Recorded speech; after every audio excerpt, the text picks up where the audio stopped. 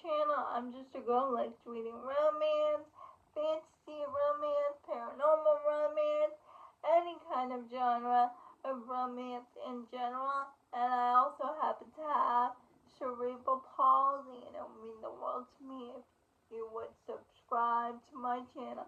Happy Friday! I post new videos every Monday, Wednesday, and Friday. And today's video is going to be my top 15 books of 2024. 15 Lights Out by Kayla James. And we follow Erwin Blake and the hero Ryder. Ryder is like the top of the sport. But he had a car accident on the track, and he's ready to come back to the F1 world of racing.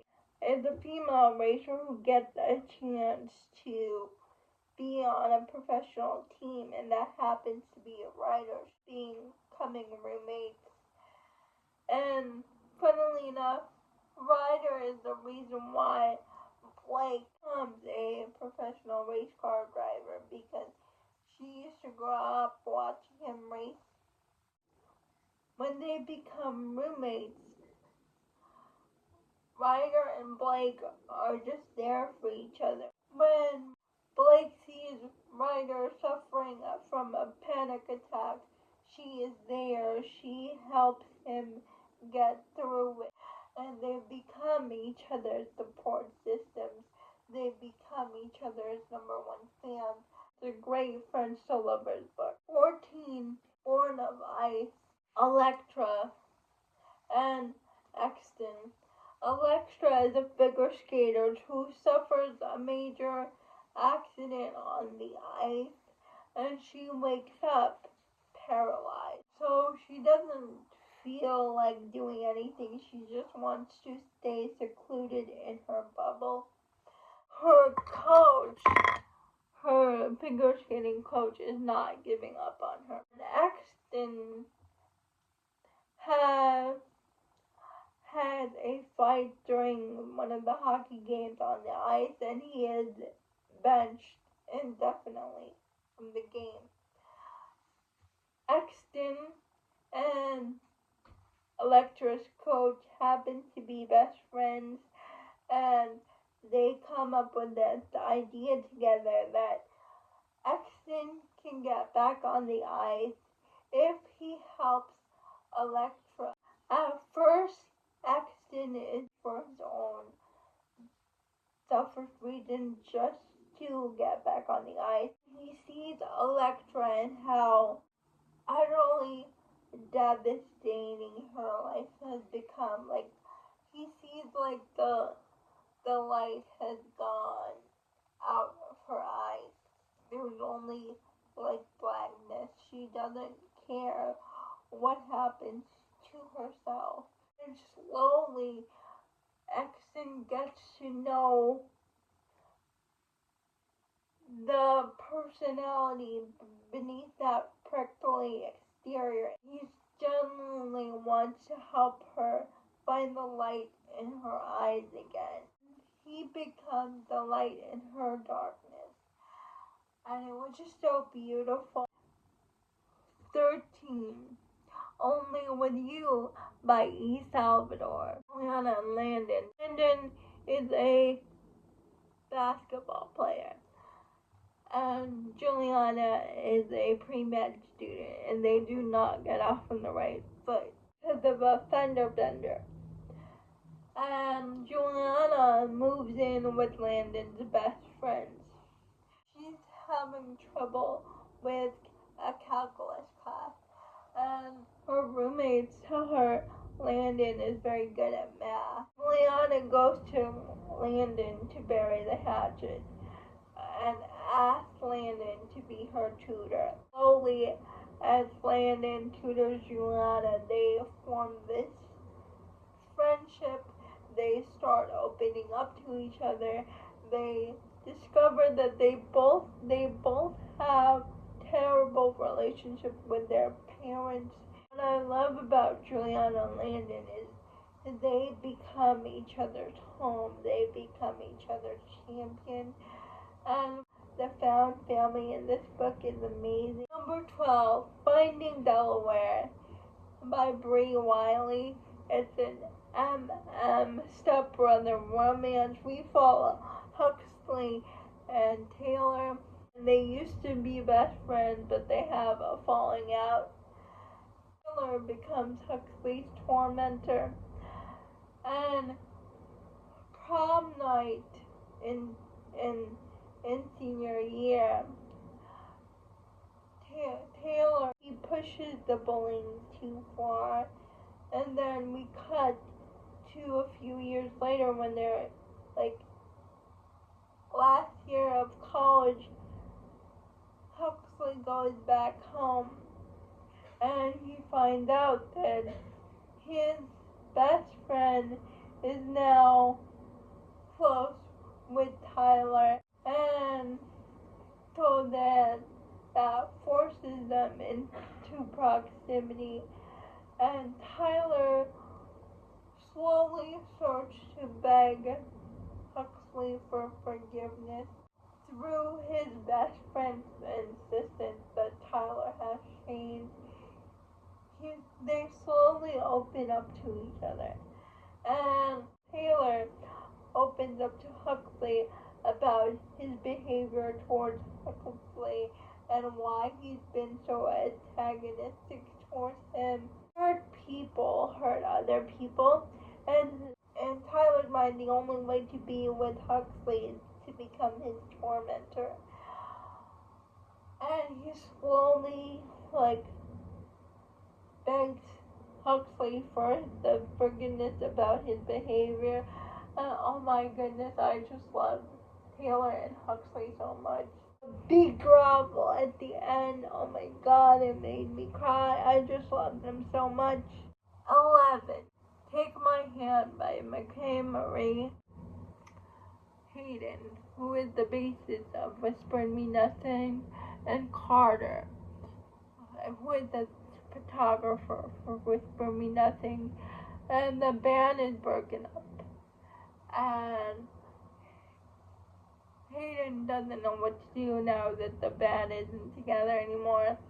And Carter has just gotten off a very toxic relationship. Her boyfriend was verbally abusive toward her. And so now that the band is not there anymore, Hayden decides to buy a house and fix it up. And Carter helps him with that because her dad is like a carpenter. And it's a friends to lovers romance. It was so sweet because in her last relationship, her spirit was torn down. And so she doesn't want to be in a relationship anymore. But through her friendship with Hayden, as it slowly starts to become romantic, he built her confidence back up. He goes on a self-discovery journey, and Hayden is just there to watch her and support her. And that's why I love them so much. Crossroads by Devoney Perry, and it's a second chance romance. The heroine to Montana at the ski resort every summer for her dad, because her dad loves that place. And she gets a secret romance with the owner's oldest son. She formed a friendship during the summer when they were teenagers. They eventually get into this romantic relationship when they're teenagers. Secretly, nobody knows about their relationship. But then one summer, she doesn't return. And so they break up. Years later, she is back, and his ski resort is crumbling, and he finds out she's the new owner. The confession scene had me crying at the end. The hero and the heroine are meant to be together. 9 is Love Unwritten. Ellie and Rafa. It's a single dad billionaire nanny, and Ellie and Rafa don't get off on the right foot. They don't like each other basically, but they do have this one thing in common, that they care so deeply for Rafa's son, Nico. Nico is going blind, and so they want to take him on a trip to Hawaii so he can store up memories and remember them in his mind. So eventually when he goes blind, he'll still remember the trip to Hawaii. They bond because of their shared love of this little boy, and they open up to each other about their past, and I love Ellie and Nico and Rafa so much. 8. The Playbook by Rebecca Genshak. And it's a fake dating romance. The heroine keeps getting fan mail from this popular football player. And one day she's out in the club with her best friend. She happens to meet this sad football player that the letters are addressed to. So she dumps all the letters on him, and she dumps the underwear because the women sent him sexy lingerie. So he shoves all that stuff on his face. Hero feels so bad.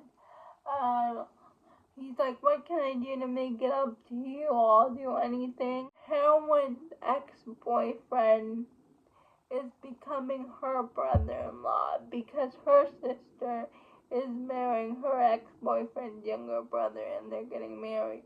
So she wants the football player to pose as her boyfriend for the wedding, and this deal is beneficial to him because he has a bit of a playboy reputation with the media. The fake dating turns into real dating. Then we have Beating Heart by Laura Pavlov. The single dad gets his romance with his son's pediatrician. I just love their romance. I just love how they are there for each other, how Nash restored Emerson's faith in finding love again because her fiance cheated on her with her best friend. And it's through her relationship with Nash that she finds out what real love is supposed to be like. But the shining star in this book was Beefcake. I love Beefcake so much. He's the whole reason why I read the Magnolia Falls series. And that little kid is just so cool. 6, we have Broken Harbor by Catherine Cowles. Single mom is trying to start a new life, and a professional hockey player. He is on break for the hockey season, and he goes home to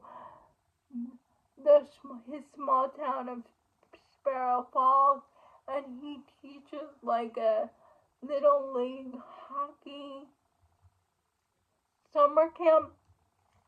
And the heroine, her son, is in that summer camp, and they slowly bump into each other because of her son, and they slowly develop a friendship and a romance. At 5, we have Wild Eyes by Elsie Silver. This is the story of a pop star and a single dad. I love this book so much. I love Weston and Skylar because you see Skylar go on a journey of a woman who doesn't know who she is, doesn't know what she wants, doesn't have any autonomy about her life, and you see her go on this journey of finally coming out of her shell, finally be assertive of what she wants, finally becoming her true self. And it's through her relationship with Weston, who is just there to be her cheerleader, to be her confidant, to be her protector. And you see Weston also going on a journey because he doesn't know what he is other than being a father to his 2 kids who he loves dearly. But Skylar helps him see that there's more to him than that. And I just love their relationship so much. I love how not only did Skylar fall in love with Weston, but she fell in love with Weston's kids too. 4, we have Business Casual by B.K. Borson. At Charlie's sister's wedding, Nova says to Charlie, like, let's have a one night stand. And Charlie's been taken aback because every time Charlie has been made advances to Nova, she's always turning him down. And he says he's hesitant at first, but and she's like, forget it, forget I ever said anything. He's like, no, I want to do this, let's do this. So they eventually form a friends with benefits romance. Nova is trying to set up her own tattoo shop, and that's her dream. And she believes if she enters a romantic relationship, it will like lose her focus for her true dreams to come true. But in fact, it's quite the opposite. Like, when she's with Charlie, it makes her feel more inspired.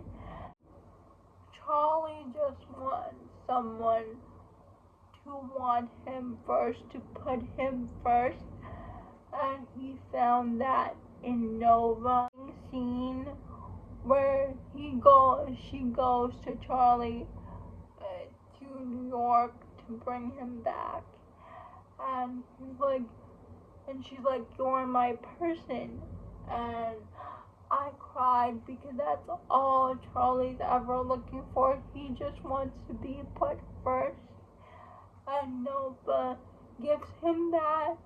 But not only does Nova give him that, the town of Lovelight Farm shows Charlie how much Charlie means to them. In 3rd place, wow, I can't believe this is 3rd place, but we have Every Breath After by Jessie Walker.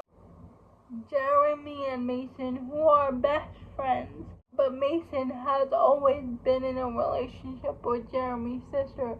And oh my goodness, the pining Jeremy does for Mason, it's just so unbelievably heartbreaking and sad.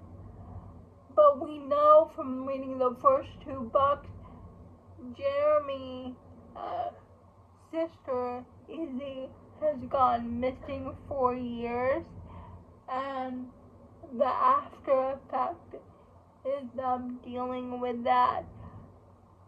Jeremy and Mason are dealing with their mental health because of her sister's disappearance. And even before her sister's disappearance, you can see Jeremy struggle with his self-worth. Jeremy pined for Mason, but how Mason feels about Jeremy, but he realizes his feelings too late, and it was just so heartbreaking but so good. I loved Jeremy and Mason so much.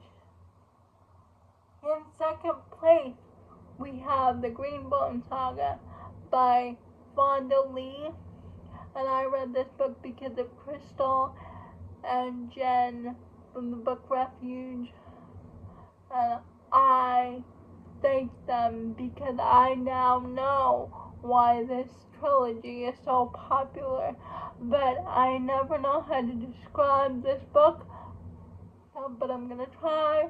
We're following an Asian family called the Call family, and they have jade powers, and the jade people have kind of like a clash with another family, another jade family, and it's like a mafia book, and it was just so good. I love this trilogy so much. I just love the Call family. I love Hilo. I love Shay. I love Andon. I love all of them. This trilogy is popular for a reason. It was so good. My number one spot is The Sword of Kaigen by M.L. Wang. I know Jess from Honest Fiction and Rachel from Raven-Haired Reader also put this book on their top favorites list. And I read this book because of Issa from Fun Fantasy Books and Hannah from Hannah Blackwell. They talked about this book and it made me want to read it. But in this book, we follow this Japanese family who was like the top dog of this village because they are able to create the Whispering Blade. And we're following Mizuki, who is the wife of this prominent family, who is the mother, who used to be a warrior, but had to put her sword down because she has an arranged marriage with this guy. And she has like 4 sons. And we're following her, and we're also following her oldest son, Mamoru. And all he ever wanted to be was a warrior like his father, to master the Whispering Blade. There's this transfer student that comes to his school and challenges his beliefs on everything he's been told. Like, he basically opened him Mamoru's eyes, like, everything he'd been told about the Great Wars is basically propaganda. And so both Mizuki and Mamoru go on this journey of what it means to be a mother, it means to be a woman in this patriarchal society, what it means to be a warrior woman, and finally owning that warriorness in herself. And Mamoru, he's going on his own journey of what it means to be a man, what it means to be a warrior, and finally coming into his own in the backdrop of war. And we see this broken family come together, and it was just so beautiful. It made me cry. I still cry about it every time I think about the ending. And this book is epic. It's genreless. I don't care what type of books you read, what type of genre you read. This book is timeless. It's genreless. Everyone should read this book. I highly suggest the audiobook. It is so good. Those are all my favorite books of 2024. Please let me know if you have read any of these books. I would love to know. Please like, comment, and subscribe to my channel. Liking this video would help me out a lot. And I'll see ya Monday. Bye.